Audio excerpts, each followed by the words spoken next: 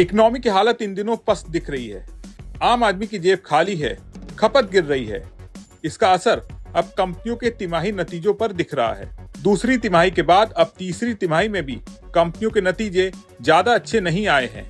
ऐसे में अब इकोनॉमी में नई जान फूंकने के लिए जरूरी कदम उठाने की जरूरत है।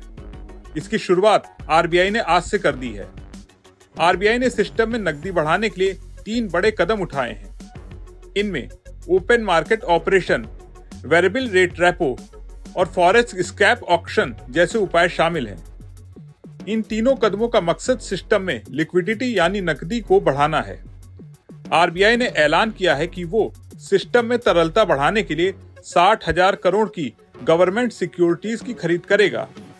ये खरीदारी 3 चरणों में होगी। पहला चरण 30 जनवरी, दूसरा चरण 13 फरवरी, तीसरा चरण 20 फरवरी।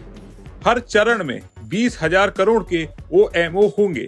ओपन मार्केट ऑपरेशन यानी ओएमओ एक ऐसा तरीका है जिसके तहत आरबीआई सरकारी बॉन्ड या सिक्योरिटीज की खरीद बिक्री करता है।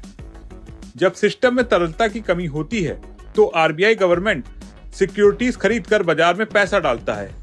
ओएमओ का उद्देश्य सिस्टम में पर्याप्त लिक्विडिटी बनाए रखना और ब्याज दरों को स्थिर रखना होता है।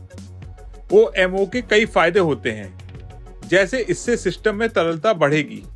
ओएमओ के जरिए बाजार में पैसा आएगा जिससे लिक्विडिटी की समस्या दूर होगी। ब्याज दरों में कटौती की संभावना बढ़ेगी। फरवरी में होने वाली आरबीआई की मौद्रिक नीति बैठक में ब्याज दरों में कटौती की संभावना बढ़ सकती है। मॉनेटरी ट्रांसमिशन में सुधार, ब्याज दरों में कटौती से आर्थिक गतिविधियों को प्रोत्साहन मिलेगा और सिस्टम में निवेश और खपत को बढ़ावा मिलेगा। बॉन्ड यील्ड में गिरावट आएगी।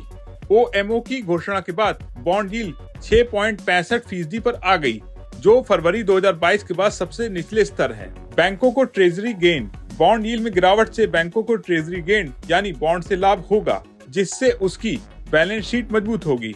सिस्टम में लिक्विडिटी बढ़ाने के लिए आरबीआई ओएमओ के अलावा 2 और कदम उठाए हैं।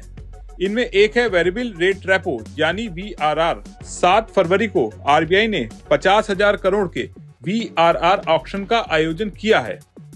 वीआरआर का मकसद बैंकों को अल्पकालिक फंड उपलब्ध कराना है ताकि वो अपनी लिक्विडिटी आवश्यकताओं को पूरा कर सकें। इसके अलावा आरबीआई ने $/रुपए के स्वैप ऑक्शन की घोषणा की है। ये ऑक्शन 31 जनवरी को होगा और इसका टेन्योर 6 महीने का होगा। इस कदम का मकसद विदेशी मुद्रा बाजार में स्थिरता बनाए रखना और $/रुपए के कारोबार को संतुलित करना है। मौजूदा समय में बैंकिंग सिस्टम में 3,13,000 करोड़ की बड़ा लिक्विडिटी डेफिसिट है। आरबीआई के इन कदमों से न केवल बैंकिंग सिस्टम में लिक्विडिटी की कमी दूर होगी, बल्कि ये आर्थिक गतिविधियों को भी बढ़ावा देगा। ओएमओ, वीआरआर और फॉरेक्स स्वैप जैसे उपाय बाजार को स्थिरता प्रदान करने में अहम भूमिका निभाएंगे। आने वाले महीनों में इन कदमों का सकारात्मक प्रभाव बैंकों और वित्तीय संस्थानों पर देखने को मिलेगा। आप इसके बारे में क्या सोचते हैं, कमेंट करके बताएं। अगर आपको ये वीडियो पसंद आया हो तो इसे लाइक और शेयर करना ना भूलें और बिजनेस जगत की तमाम बड़ी खबरों को देखने के लिए बने रहें बिस्तक के साथ।